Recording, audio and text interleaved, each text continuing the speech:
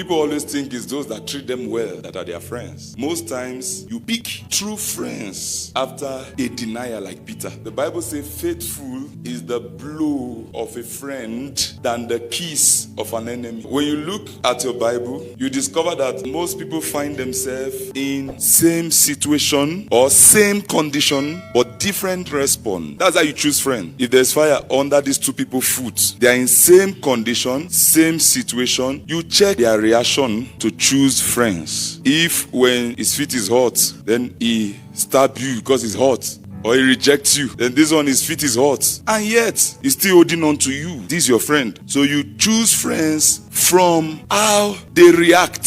Same condition, different reaction. If you read your Bible, you find out that a lot of people found themselves in the same condition but different reaction. First of all, you see Ruth and Orpah. They were daughter-in-laws of Naomi, and they said to her, surely we will not return to your people. But Naomi said, turn back, my daughters. Why will you go with me? Are there still sons in my womb? Continue. Turn back, my daughter, go. I'm too old. Then they lifted up their voices and wept again. And Orpah kissed her mother-in-law, but Ruth clung to her. Same situation, same condition, different reaction. Verse 15. And she said, look, your sister-in-law has gone back to her people, to her God. Return after your sister-in-law. But Ruth said, entreat me not to leave you or to turn back from following after you. For wherever you go, I will go. Wherever you lodge, I will lodge. Your people shall be my people. Your God shall be my God. Where you die, I will die, and will be buried. The Lord do so to me and more also, if anything but death parts me and you. This is friendship. So the relationship grew from mother-in-law to daughter-in-law to friendship. You discover true friends in persecution, in trial, in temptations, not in celebration and in feast. You went to a party, you saw somebody dancing, you went to a club drinking, and you share a bottle of beer. You say, this is my friend. You went to a tavern, they give you free drink. You say, this is my friend. Judas and Peter, same condition, different reaction. One thing you must know about Judas and Peter is, number one, Jesus predicted their betrayal and denial. Judas, you will betray. Peter,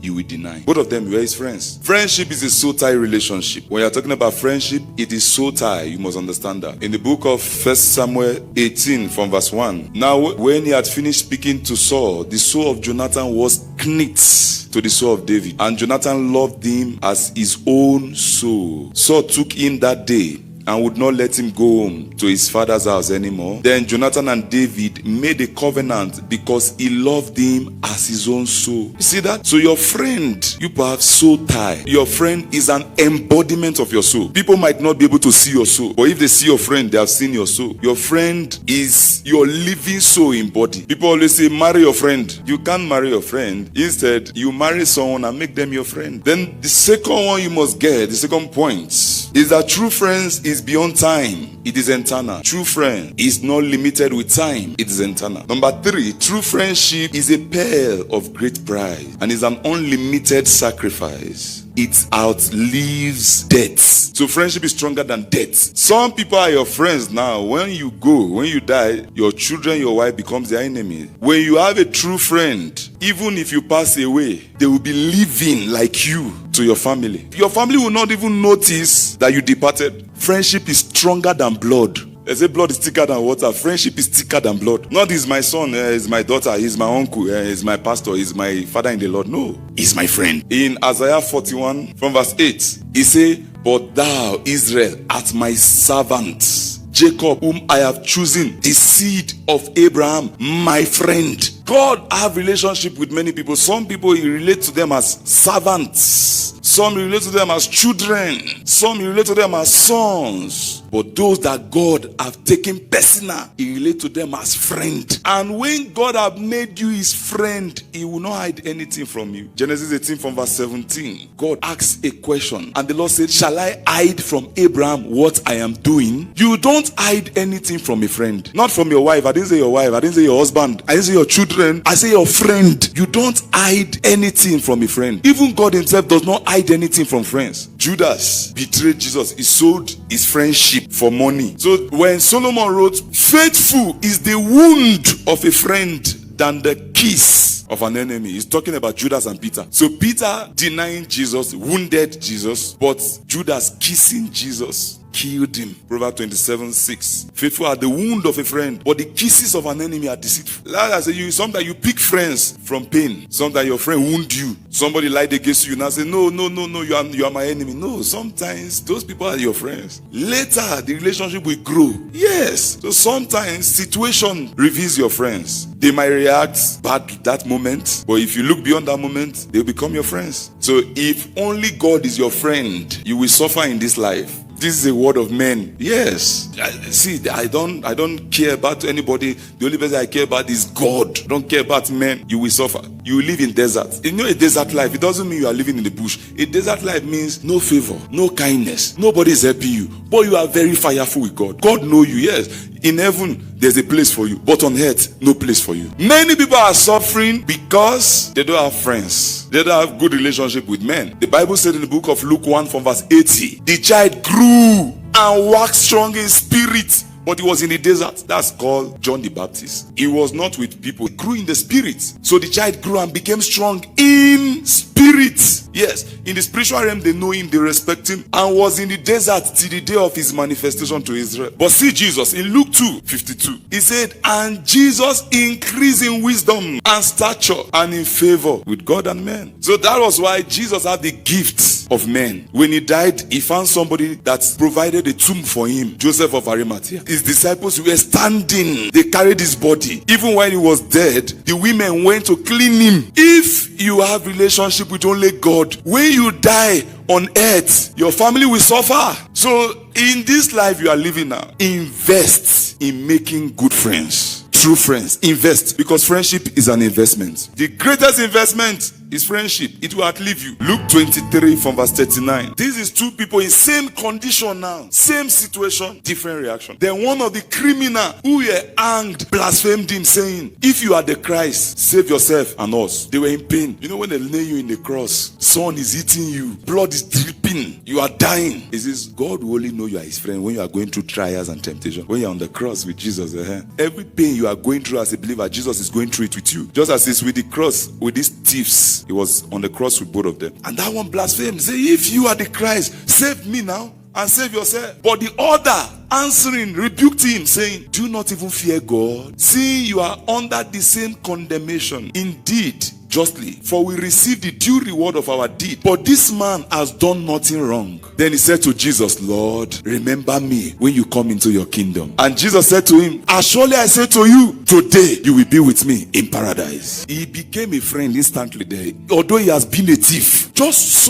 one word he said, under condition, under pressure, under trial, he said the right word. God is always watching what you will say in pain. When you are in pain, listen, people really show who they are in pain, not in joy. When they are in pain, they show you who they are. When you are still doing well, they are your fans. John 15 from verse 14. You are my friends if you do whatever I command you. No longer do I call you servant. You see, God relates to some people as servant. No longer do I call you servant. For a servant does not know what his master is doing. But I have called you friends. For all things that I have heard from my Father, I have made known to you. You see, you don't hide anything from a friend. Everything I heard from my Father, I have told you. That's what he's saying. I will advise you, like I told you earlier, grow your relationship with your spouse. From my wife, my husband, my honey, my butter, my sugar, my beer, my wine, my tomatoes, my bitter leaf, to my friend. Songs of Solomon 5 from verse 1. I have come to my garden. This is somebody now talking about his wife. My garden, my sister, my spouse. I have gathered my might with my spice. I have eaten my honeycomb with my honey. Oh, I have drunk my wine with my milk. Eat, oh friends. Drink, yes, drink deeply, oh beloved ones. This is the relationship he's talking about. So you can say your wife or your husband is your garden, or they can be your sister or brother. They can be my spouse. It can be my spice, my honeycomb, my honey,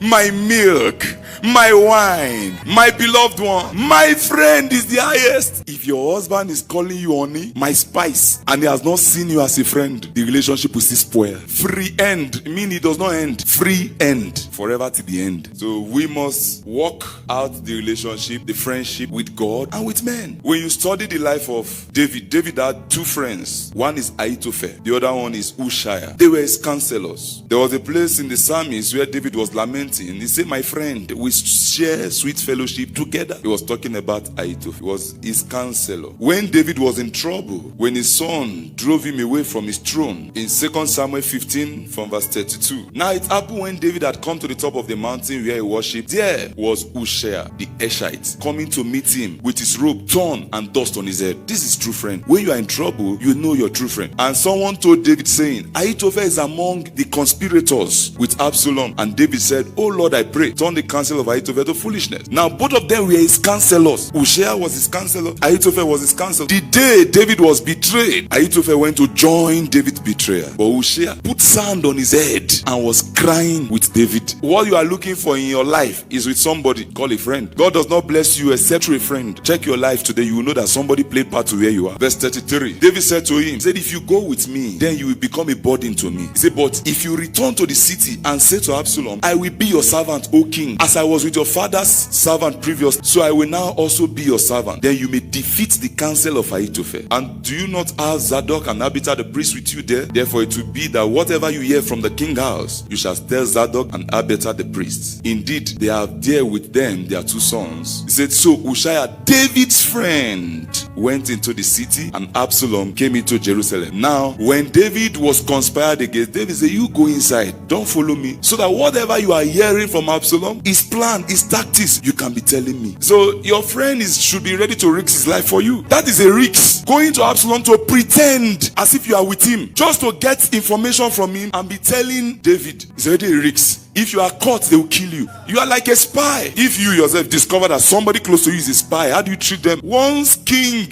find a spy among them, they behead that person very fast. That's what this man said. He's ready to take this risk for his friend. In 2 Samuel 16:16, he went back.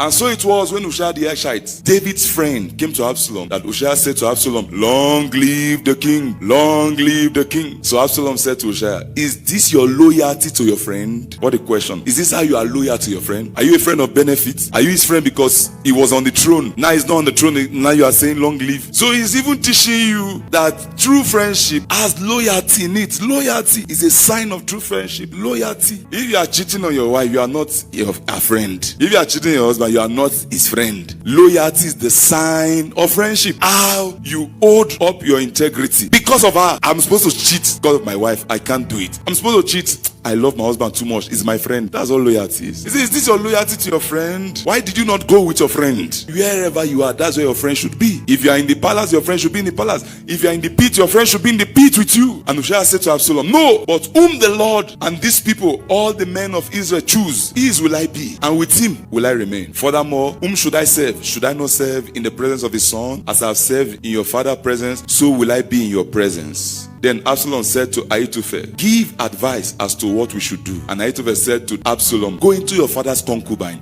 meaning sleep with your father's wives. This Ahithophel was David's friend. You know, there are people that call themselves your friend now. When you are married, you have friends. You are going through a lot. They will not come. You go through pain. You can even not have food to eat. Somebody gets sick, die. You will not see that person and he's your friend. It's when the man died, then his friend will now come to his wife and said, I'm your husband, good friend. What do you want me to do for this burial? How much do you need for his burial? Then after, you now say, I have been loving you since your husband was around. It's just that he has been there, so I couldn't speak. But now that he's not around again, what can we do about it? They are waiting for the day you die for them to inherit what you have. Take what you have. They are just there waiting, and they are ready to wait for many years. He said, and Ahithophel said to Absalom, go into your father's concubine whom he has left to keep the house, and all Israel will hear that you have harbored your father. Then the hand of all who are with you will be strong, because you have defied your fathers. He said, so they pitched a tent for Absalom on the top of the house where everybody can see. And Absalom went into his father's concubine in the sight of all Israel. Now the advice of Ahithophel, which he gave in those days, was as if one has inquired at the oracle of God. So it was all the advice of Ahithophel, both with David and with Absalom. So he was the one advising David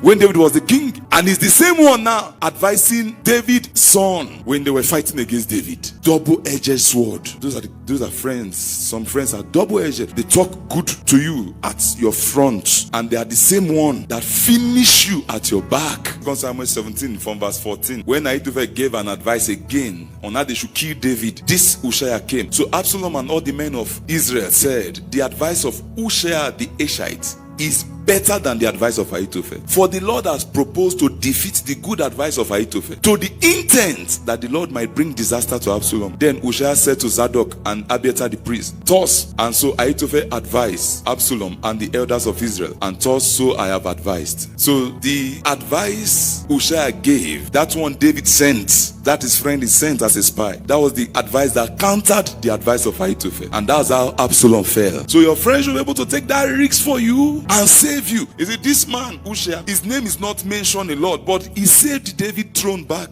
The only reason David returned back to his throne was because of this his friend. Distance does not separate friends. That your friend is in US, you are in Malawi. It doesn't separate friends. Even distance makes friends stronger. What can separate us from the love of Christ? And remember, they say nothing can separate us. Meaning, the more you are going through pain with your friend, the more the love is getting stronger. If your wife has become your friend or your husband, the more you are fighting, the more you are quarreling, the more you are having disagreement. In all these things, we are more than conquerors through Christ who loves us. Through your spouse that love you. Trials, persecution, temptation make friends stronger. It strengthens the bond of friendship. If you look at your wife today and say, once you try this, we'll separate, it's not your friend. As far as you are living in this life on earth, you are giving birth to children. You love your children, you love your wife, and you love yourself. Gift you should be praying to God every day is the gift of friend. While you are sitting, while you wake up every day, as you are going out, Father, give me true friends. One true friend can change your destiny in a moment, in a twinkle of an eye. Be your brother's keeper. Be kind to people, but choose friends. The Bible says the righteous must choose his friend wisely. Friends are choose friend. You can't choose who is your father. You can't choose who is your mother. You can't choose who is your auntie, but you choose friend.